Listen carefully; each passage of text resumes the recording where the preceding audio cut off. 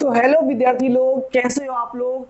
आज हम organic chemistry के एनसीईआरटी फर्स्ट चैप्टर जो है 12th क्लास का इंटेक्स 10.4 लेने वाले हैं, जिसमें की चैप्टर है हेलो एल्केन्स एंड हेलो एडिंग्स। ठीक है, आपके इस सवाल में कह रहा है कि हमारे पास एक एल्केन दिया हुआ है, दैट इज पेंटेन। ठीक है, तो पेंटेन के जितने भी हमारे आइसोमर्स होंगे, तो यहां पर कह रहा है कि among the isomeric alkanes of molecular formula C5H12, C5H12 रखने वाले एल्केन के जितने भी आइसोमेरिक फॉर्मूले होंगे, आइसोमेरिक एल्केन्स होंगे, तो पता ये करना है, identify that the one that on photochemical chlorination yields, ये तीन चीज। समझिए सवाल को। सवाल कह रहा है कि हमें इस एल्केन के सभी आइसोमेरिक जो भी स्ट्रक्चर्स होंगे उनका फोटोकेमिकल क्लोरीनेशन करवाना है। फोटोकेमिकल क्लोरीनेशन में क्या होता है, तो जैसे मान लीजिए यहां पर CH4 है, तो अगर यहां पर क्लोरीन गैस हम लोग अप्लाई करते हैं in the presence of UV rays, that means ultraviolet light हम लोग जब यहां पुट करते हैं, तो होता क्या है कि यहां से एक हाइड्रोजन इस क्लोरीन के द्वारा रिप्लेस्ड होकर के CH3Cl बन जाता है, प्लस यहां पर HCl निकलता है। और ऐसे ही अगर एक्सेस ऑफ क्लोरीन कर दिया जाए यहां पर, तो सभी हाइड्रोजन बारी बारी से यहां पर रिप्लेस्ड होकर के अंत में CCl4 बनेगा। तो ये तो हो गई एक कार्बन की बात। यही अगर हमारे पास प्रोपेन होता, CH3 CH2 CH3, तो क्या होता है यहां पर, देखो गौर से, यहां पर क्लोरीन आ जाए या यहां पर क्लोरीन आ जाए, बात तो बराबर ही होगा, 1 क्लोरोप्रोपेन ही बनेगा बनेगा ना। तो यहां वाले कार्बन को A मान लेते हैं, यहां वाले कार्बन को भी मान लेते हैं A, क्योंकि इन दोनों पोजीशन पर क्लोरीन, एक क्लोरीन के आने से सेम स्ट्रक्चर रहेगा, डिफरेंस नहीं आएगा। बट अगर यहां क्लोरीन आ जाए तो 2 क्लोरोप्रोपेन बन जाएगा, यहां पर थोड़ा न्यूक्लियोफिलिक है। और यही होता है, होता क्या है यहाँ पर, जब मोनोक्लोरिनेशन होता है यहाँ पर सनलाइट के प्रेजेंस में एच न्यू डाल देते हैं यहाँ पर, ठीक है, फोटोन की एनर्जी है एच न्यू। तो यहाँ पर मोनोक्लोरिनेशन क्या होता है कि हम लोग एक्सेस क्लोरीन नहीं डाल रहे हैं, तो पहले जो भी स्ट्रक्चर में क्लोरीन जाएंगे वो मोनोक्लोरिनेटेड स्ट्रक्चर बनेगा। और यहाँ मोनोक्लोरिनेटेड स्ट्रक्चर कितने पॉसिबल है, तो जितने डिफरेंट प्रकार के कार्बन अंदर में पॉसिबल है। तो यहां पर हमने देखा कि यहां पर इन दोनों में से किसी एक पर जोड़ेंगे हम लोग क्लोरीन और दूसरा यहां पर जोड़ेंगे, तो फाइनली हमारा जो स्ट्रक्चर बनेगा उसमें एक पर यहां क्लोरीन डाल दिए हैं और दूसरा जो बनेगा उसमें यहां पर यहां क्लोरीन डाल दिए हैं, तो ये दो मोनोक्लोरिनेटेड स्ट्रक्चर बनेगा। तो प्यारे बच्चों, ये तो बात रही, हम लोग एग्जाम्पल ले लिए इस चीज का। अब यहाँ हमारे पास पेंटेन है, सबसे पहले देखते हैं पेंटेन के कितने आइसोमर्स बनते हैं। तो पेंटेन के आइसोमर्स की बात करें हम लोग, तो एक तो हमारा ये है नॉर्मल पेंटेन, ठीक है, इसमें सब जगह हाइड्रोजन है, CH3 CH2 CH2 CH2, last में CH3, ये नॉर्मल पेंटेन हो गया। दूसरा होता है बाबू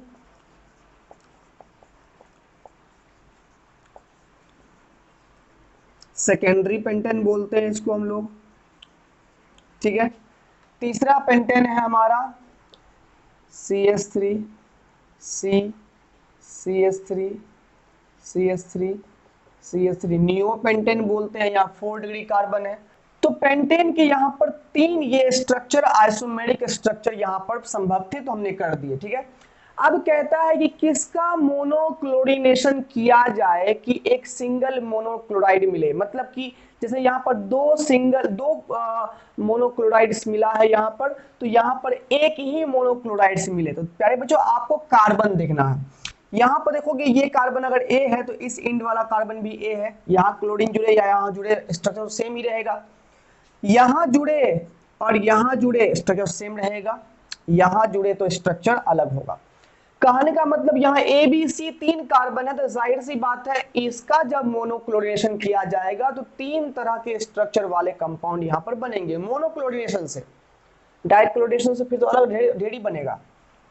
यहां पर देखिए तो इसमें एक यहां पर पॉसिबिलिटी है, यहां पर एक क्लोरिनेशन करके यहां क्लोरीन डाल देंगे तो अलग सा स्ट्रक्चर बनेगा, यहां पर क्लोरीन डाल दे तो अलग सा स्ट्रक्चर बनेगा। कारण क्या है, यहां इस इंड पर CH3 है तो इसके इधर अलग सा स्ट्रक्चर है, यहां पर CH3 इसके इधर अलग सा स्ट्रक्चर है, ठीक है। यहां पर डालेंगे तो सेम बनेगा, यहां पर बी वाला देखो, यहां पर यहां CH3 है, यहां CH3, यहां क्लोरीन जोड़ दो, यहां जोड़ दो क्लोरीन, बात वही है, 2 पर जाएगा मिथाइल। ठीक है, अब यहां पर डाल देते एक अलग स्ट्रक्चर सी बना, यहां पर डाल देते एक अलग स्ट्रक्चर डी बनेगा। मतलब कि इस कंपाउंड का क्लोरीनेशन करेंगे, मोनोक्लोरीनेशन, तो 4 तरह के मोनोक्लोराइड बनेंगे। जहां जहां पर हम मार्क किए हुए हैं सब जगह पर एक एक क्लोरीन जाएगा हाइड्रोजन निकल करके। यहां पर देखोगे, यहां जुड़े चाहे यहां जुड़े, यहां जुड़े, यहां जुड़े, सेम यहां पर हमारे पास स्ट्रक्चर बनेगा, क्योंकि सभी पर यहां वन आउटर साइड में ही सब पर क्लोरीन जाके जुड़ेगा। बीच में तो यहां पर कोई है बॉन्ड खाली नहीं है, हाइड्रोजन तो है नहीं जिस पर क्लोरीन जाके जुड़ेगा। यानी कि इस स्ट्रक्चर की बात करें तो यहां पर इस स्ट्रक्चर में अगर मोनोक्लोरिनेशन करवाते हैं तो सब में एक ही प्रकार का, सब में चूंकि सेम कार्बन है इसलिए एक ही मोनोक्लोरिनेटेड स्ट्रक्चर बनेगा। तो मतलब कि यहां पर क्या हो गया कि अगर सिंगल मोनोक्लोराइड स्ट्रक्चर प्राप्त करना है तो हम लोग पेंटेन का ये वाला आइसोमर्स हमको लेना पड़ेगा। तो 1 नंबर का आंसर हो गया ये। ठीक है, अब 2 नंबर का आंसर की बात करें तो 2 नंबर के आंसर में 3 आइसोमेरिक मोनोक्लोराइड चाहिए। तो 3 आइसोमेरिक मोनोक्लोराइड, 3 तरह का कार्बन कहां पर है, यहां पर है, ए बी सी।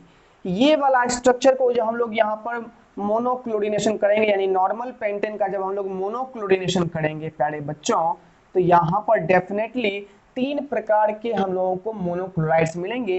1 क्लोरोपेंटेन मिलेगा, 2 क्लोरोपेंटेन मिलेगा, 3 क्लोरोपेंटेन मिलेगा। ये 3 तरह का स्ट्रक्चर यहां पर मिलेगा। और तीसरा का आंसर है जिसमें हम लोग को 4 आइसोमेरिक मोनोक्लोराइड्स चाहिए। तो यहां पर ये हमारे पास है ए बी सी डी, है ना, ए बी सी डी, ये 4 तरह के यहाँ पर स्ट्रक्चर, चूंकि कार्बन के नेचर यहाँ पर 4 तरह के हैं तो यहाँ पर स्ट्रक्चर भी हम लोगों को 4 तरह का मिलेगा। 3 नंबर का आंसर हो गया ये वाला स्ट्रक्चर। आई होप आपको समझ में आ गया। सवाल यही कह रहा था कि पेंटेन के जितने भी आइसोमेरिक फॉर्म्स हैं तो सब में हम लोगों को मोनोक्लोरिनेशन कराना है, और मोनोक्लोरिनेशन के बाद जो प्रोडक्ट बनेगा वो एक ही प्रकार का मोनोक्लोराइड के लिए कौन सा आइसोमर लेना पड़ेगा, 3 मोनोक्लोराइड के लिए हम लोग को कौन सा स्ट्रक्चर लेना पड़ेगा, और 4 मोनोक्लोराइड के लिए हम लोग को कौन सा स्ट्रक्चर लेना पड़ेगा। तो यहां पर हमने आपको थ्योरी के साथ एक्सप्लेन कर दिया कि रिएक्शन में किस तरह से मोनोक्लोरिनेशन करवाया जाता है।